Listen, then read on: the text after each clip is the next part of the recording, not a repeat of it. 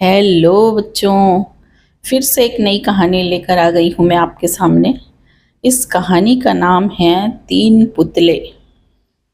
एक राजा था, उसके दरबार में मंत्री और सभी प्रजा बैठी हुई थी। उसी समय एक खिलौने वाला जा रहा था वहाँ से, और राजा को खिलौनों का बहुत शौक था। उनको रोज एक नया खिलौना चाहिए था। तो राजा ने जब पूछा कि आज क्या नया आया है, तो पता चला कि एक सौदागर आया है, खिलौना बेचने वाला। वो नए नए खिलौने लाया है, और सौदागर का ये दावा है कि आज तक किसी ने भी ऐसे खिलौने नहीं देखे होंगे और ना कभी देखेंगे। ये सुनकर राजा ने सौदागर को बुलाने की आज्ञा दी। सौदागर आया और प्रणाम करने के बाद अपनी पिटारे में से तीन पुतले निकालकर राजा के सामने रख दिए और बोला कि महाराज, ये तीनों पुतले अपने आप में बहुत विशेष हैं। देखने में भले एक जैसे लगते हैं, पर हैं बहुत अलग। पहले पुतले का मूल्य है 1,00,000 रुपए, दूसरे का है 1,000 रुपए और तीसरे का है 1 रुपए। पहले के समय में मोहरें चलती थी, वो सिक्के चलते थे जिनको मोहरें कहा जाता था। तो पहले का है 1,00,000 मोहरें, दूसरे का है 1,000 मोहरें और तीसरे का केवल 1 मोहर। राजा ने तीनों पुतलों को ध्यान से देखा। उनको लगा तीनों में तो कोई अंतर नहीं लग रहा है, फिर इतना अंतर क्यों है तीनों की कीमत में।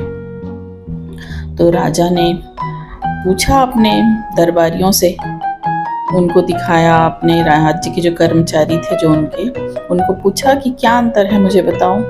सबने सब पुतलों को घुमा घुमा कर सब तरफ से देखा, पर किसी को भी समझ में नहीं आया। तो फिर राजा ने अपने महामंत्री से वो सवाल किया। जब उसने देखा कि कोई भी नहीं बोल पा रहा है और महामंत्री होशियार था, तो उससे पूछा। तो महामंत्री ने सब पुतलों को ध्यान से देखा और जो दरबार का जो दरबान था, उसको बोला कि 3 तिनके लेकर आओ।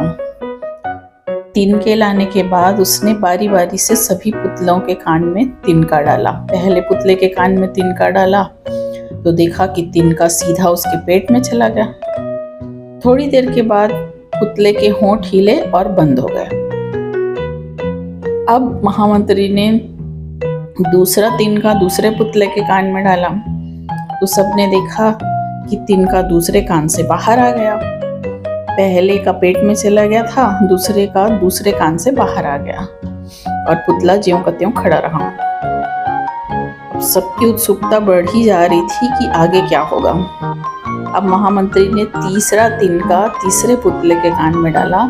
सबने देखा कि तिनका पुतले के मुंह से बाहर आ गया है और पुतले का मुंह एकदम खुल गया है। पुतला बराबर हिल रहा है जैसे कुछ कहना चाह रहा हो। तो राजा के ये पूछने पर कि ये सब क्या हो रहा है और पुतलों का मूल्य अलग अलग क्यों है, तब महामंत्री ने उत्तर दिया कि राजन, जो अच्छे लोग होते हैं, चरित्रवान लोग, वो सुनी सुनाई बातों को अपने तक ही रखते हैं, और जब जो बातें वो सुने रहते हैं अगर वो सही है करके उनको पता चल जाता है, उसके बाद ही वो अपना मुंह खोलते हैं। ये उनकी महानता है। तो हमको पहले पुतले से यही ज्ञान मिलता है और इसी कारण इसका मूल्य 1,00,000 रुपए है। कुछ लोग सदा अपने आप में ही मगन रहते हैं, हर बात को अनसुना कर देते हैं, उनको अपनी वाह वाह की कोई इच्छा नहीं होती। ऐसे लोग कभी किसी को नुकसान नहीं पहुंचाते। दूसरे पुतले से हमको यही पता चलता है और इसी कारण इसका मूल्य 1,000 रुपए है। और कुछ लोग कान के कच्चे होते हैं, कोई भी बात सुनी नहीं कि पूरी दुनिया में शोर मचा दिया।